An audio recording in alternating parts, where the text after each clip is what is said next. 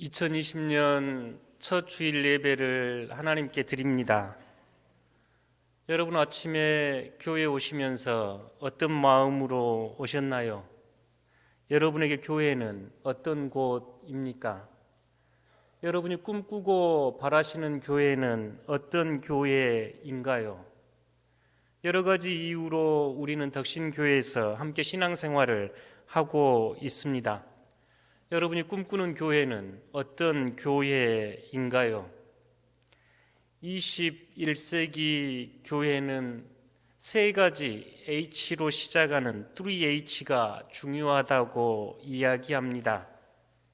3H는 H 첫 글자로 시작하는데 행복을 의미하는 해피니스, 건강을 말하는 헬티, 희망을 말하는 홉입니다. 2020년 첫 예배를 드리며 앞으로 펼쳐질 10년의 새로운 꿈을 꾸는 시간입니다. 행복한 교회, 건강한 교회, 희망 넘치는 덕신교회가 되기를 소망합니다. 오늘 저희는 교회의 복음서라고 할 수 있는 마태복음을 통해 꿈꾸는 교회의 원형을 묵상해 보고자 합니다. 우리는 예수님의 가르침과 삶 안에서 우리가 꿈꾸는 교회를 발견할 수 있습니다. 오늘의 복음은 예수님께서 갈릴리 전역을 전도하시면서 꿈꾸는 아름다운 하나님의 나라, 교회가 어떤 모습인지 우리에게 보여줍니다. 첫 번째, 행복한 교회는 예수님이 주어 신앙이 동사가 되는 교회입니다. 35절 말씀 함께 읽겠습니다.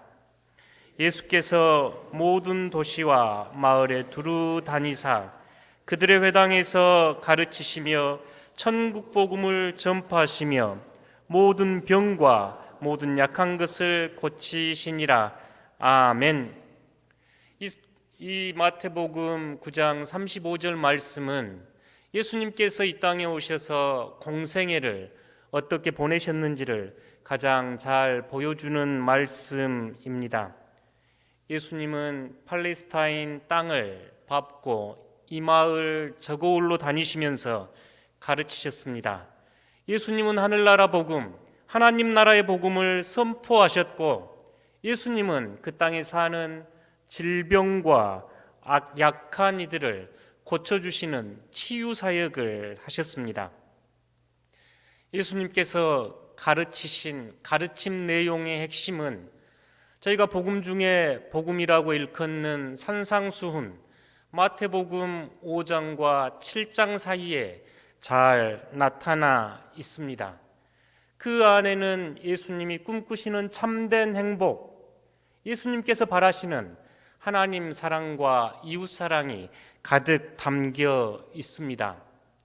저희가 산상수훈을 묵상할 때 함께 불러보았던 찬양, 마음이 가난한 사람 행복하다, 다시 한번 부르시면서 예수님께서 가르쳐 주신 참된 행복을 다시 한번 떠올려 보겠습니다.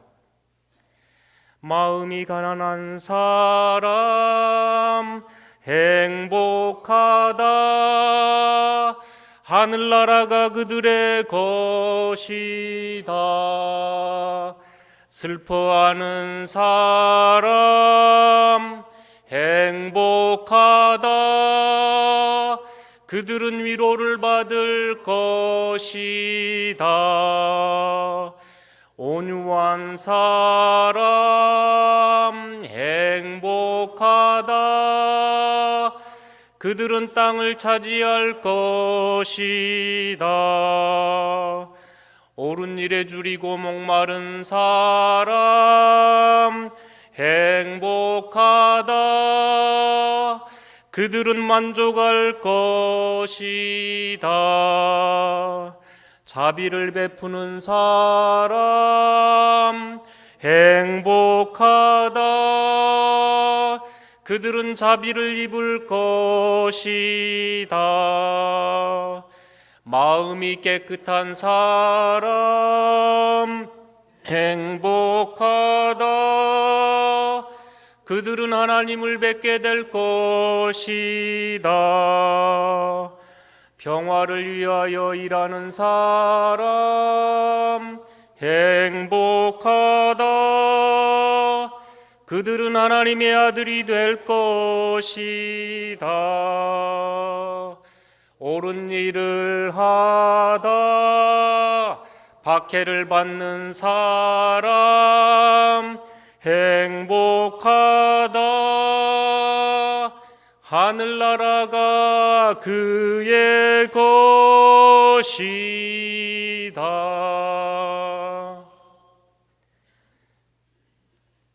예수님은 산상수훈에서 참된 행복이 무엇인지 우리에게 가르쳐 주셨습니다. 뿐만 아니라 연약하고 쉽게 남을 미워하고 정죄하는 저희들을 향해서 원수까지 사랑하라며 이웃을 내 몸과 같이 사랑하라, 하나님을 사랑하라 말씀하셨습니다. 예수님께서는 이스라엘 전역을 돌면서 이와 같은 가르침을 주셨습니다. 또한 예수님은 하나님 나라 복음을 선포하셨습니다. 누가복음 4장에 보면 예수님의 첫 선포의 말씀이 소개됩니다. 예수님은 예언자 이사야의 말씀을 본문 삼으셔서 다음과 같이 선포하셨습니다. 주님의 영이 내게 내리셨으니 과연 주님의 기름 부으셨도다. 주님이 나를 보내셨으니 가난한 이들에게 복음을 전하고 사로잡힌 이들에게 해방을, 눈먼 이들에게 눈뜰 것을 선포하며 억눌린 이들을 풀어보내고 주님의 은혜로운 해를 선포하게 하시려는 것이다. 아멘. 예수님께서 선포하신 내용의 핵심입니다.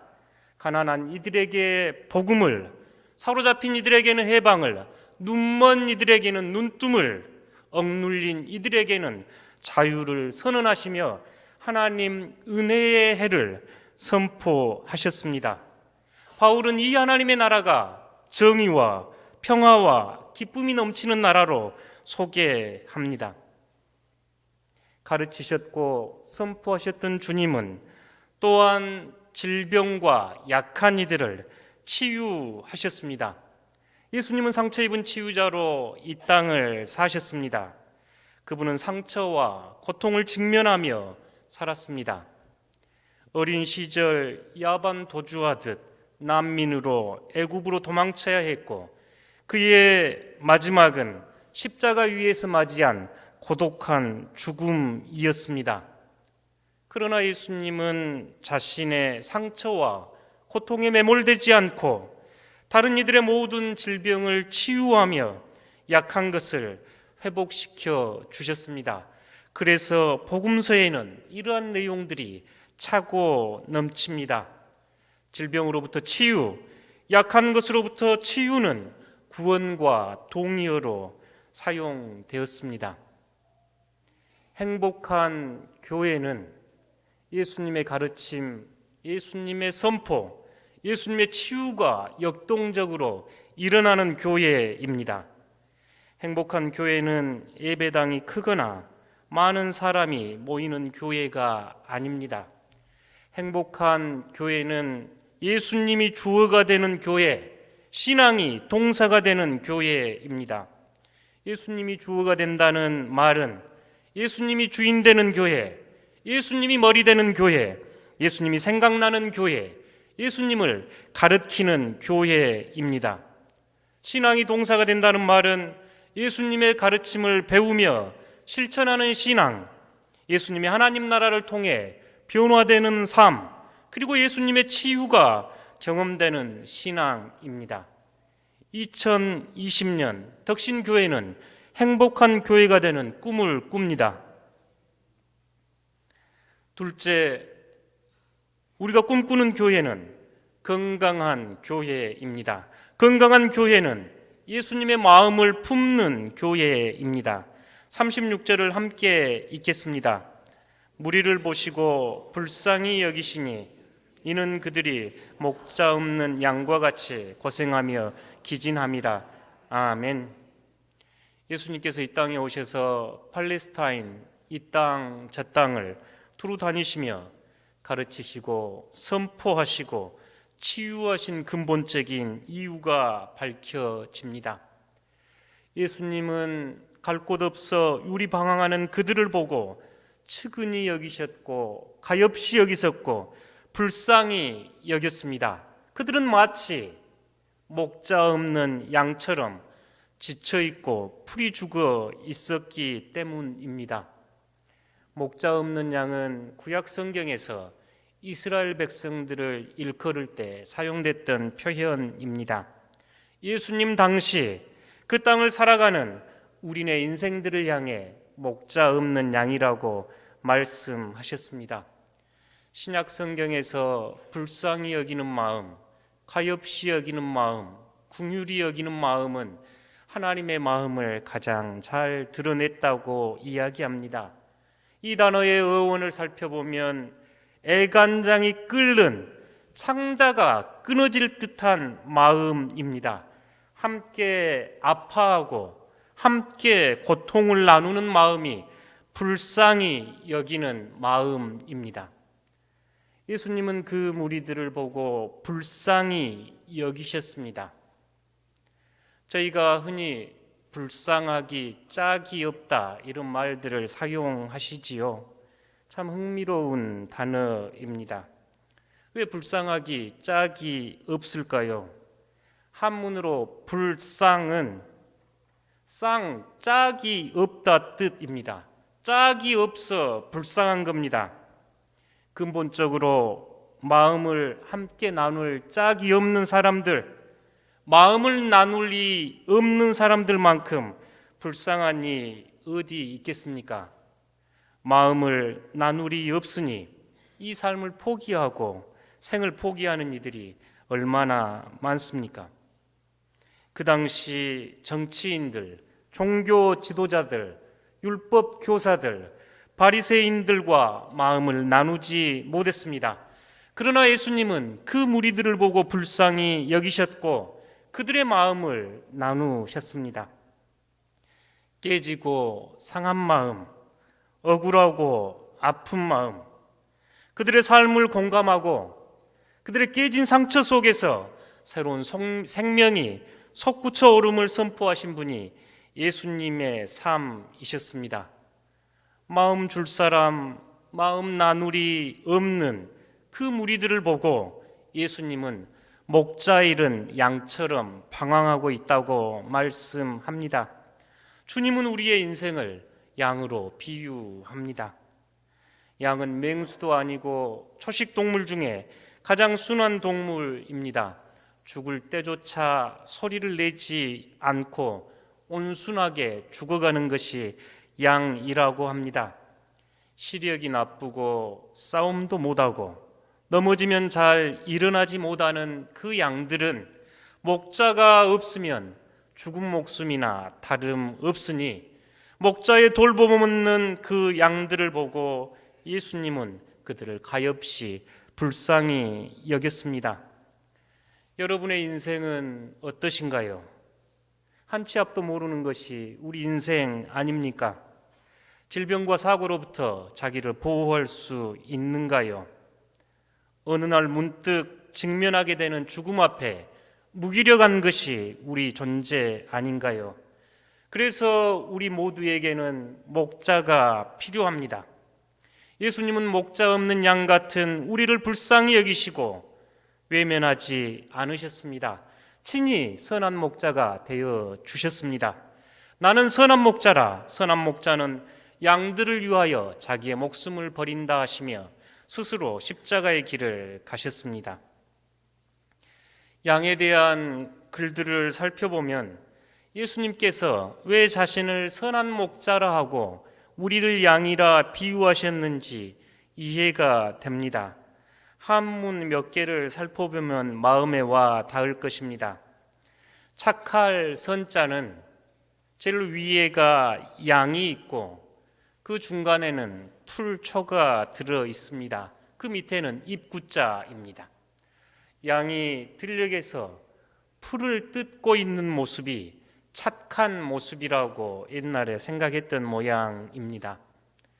아름답다 할 때 아름다울 미자는 양 밑에 큰 대자입니다. 옛 어른들이 보기에 양이 토실토실하고 양 엉덩이가 큰 모습이 아름다운 모습이었습니다. 영하 40도, 50도가 오르내리는 그 몽골에서는 조드라고 하는 강추위가 닥치면 엉덩이가 빈약한 양들은 쓰러져 죽는다고 합니다. 그러니 목자는 이 양의 엉덩이를 키우기 위해 무진장 애쓴다고 합니다. 그 밑에는 우리가 의롭다, 의로우신 주님 할 때 쓰는 의로울 의자입니다.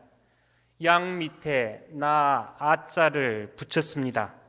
양의 마음이 되는 것, 내가 양이 되는 것, 내 자신이 양이 되어주는 삶이 의로움입니다. 선한 목자 되신 주님은, 주님의 의로움은 여러분의 창조의 아름다움을 키워내기 위하여 친히 십자가를 지신 의로우신 분이셨습니다. 제가 양 이야기를 듣기 위해 이영선 작가에게 전화를 걸었습니다. 양에 대한 흥미로운 이야기를 많이 들려주었습니다. 본인이 가장 기억에 남는 것은 목동들이 양이 500마리, 1000마리가 넘어도 그 얼굴들을 다 기억하고 있는 것이 너무 신기로웠답니다. 몽골 초원에 가보면 우물이 매우 한정돼 있습니다. 우물이 있는 곳에 이 집 저 집 양들이 함께 밀어 닥칩니다. 양들은 섞여서 물을 마시고 물을 다 마시면 목동들은 자기 양을 다 골라서 다시 되돌아갑니다. 500마리, 1000마리 되는 양의 얼굴을 목동들은 잘 알고 있다고 합니다. 그래서 이 친구는 그 목동에게 물었답니다. 아니 어떻게 500마리, 1000마리 되는 양의 얼굴을 다 구별하고 기억할 수 있느냐고. 그랬더니 그 목동은 오히려 너희들은 5cm만 자라면 이게 보리인지 밀인지 양파인지 콩인지 어떻게 구별하느냐며 되물었다고 합니다. 저희 정착민들이 풀들을 잘 알듯이 유목민들은, 목동들은 양의 얼굴을 잘 안답니다. 한 마리 한 마리를 자세히 들여다보고 그들을 관심과 사랑으로 돌보니 1000마리의 양들이 섞여 있어도 자기 양을 구별할 수 있는 이가 목자, 목동이라고 합니다. 그러니 예수님은 스스로 선한 목자라 하셨고, 목자는 양의 음성을 알고 양은 목자를 안다고 말씀하셨습니다.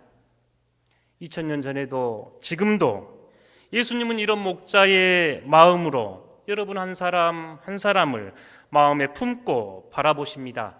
그곳에 하나님의 자비, 하나님의 긍휼이 있습니다. 예수님은 여전히 여러분을 지극히 사랑하는 마음으로 바라보고 계십니다.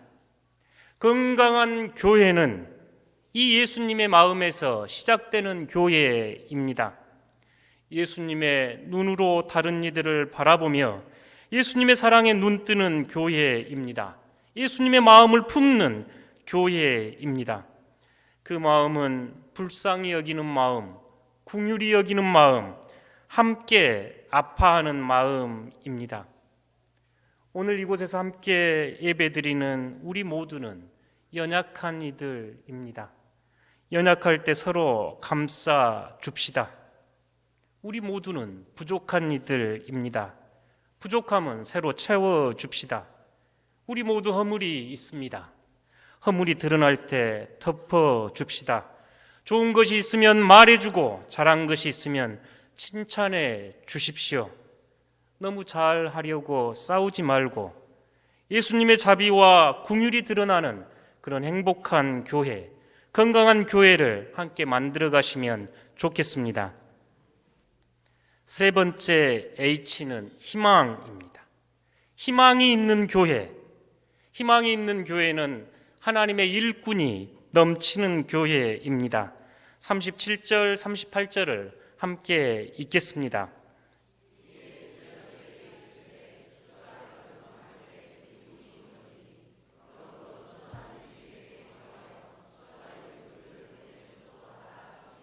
아멘. 추수 때가 됐는데 일꾼이 없습니다. 예수님은 얼마나 장탄식을 하셨을까요? 사실 저희도 농사를 짓지 않아서 이 농부의 마음을 잘 모릅니다만 옛 어른들이 쓰는 속담을 살펴보면 이 추수 때 얼마나 사람이 필요하고 급한지 알 수 있습니다. 가을에는 부직갱이도 덤벙된다. 부직갱이가 덤벙될 정도로 가을에는 많은 일손이 필요한 모양입니다. 가을에는 죽부인 마누라도 나무 신짝 신고 나온다. 껴안고 자는 죽부인 아시지요? 그 죽부인도 거들겠다고 나무 신발 신고 나온답니다.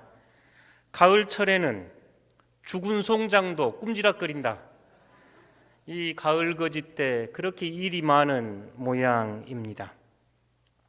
그 옛날 아브라함이 소돔과 고모라가 불에 타는 것을 보고 그곳에 의인 10명이 없음을 안타까워하며 절규했겠지요. 오늘 예수님은 추수할 것은 많은데 추수할 일꾼이 없어서 안타까워하는 모습입니다. 소망이 있는 교회, 희망이 있는 교회는 가을거지 일꾼이 많은 교회입니다. 하나님의 동역자들이 많은 교회입니다. 땅을 개간하고 씨앗을 뿌리고 농사를 짓는 분은 주님입니다. 그리고 이제 주님은 여러분에게 부탁합니다. 추수 때가 됐습니다. 들녘에 나가서 추수해야 합니다. 추수할 일꾼을 보내달라고 기도해 주십시오. 아니, 여러분께서 추수할 일꾼이 되어 주십시오.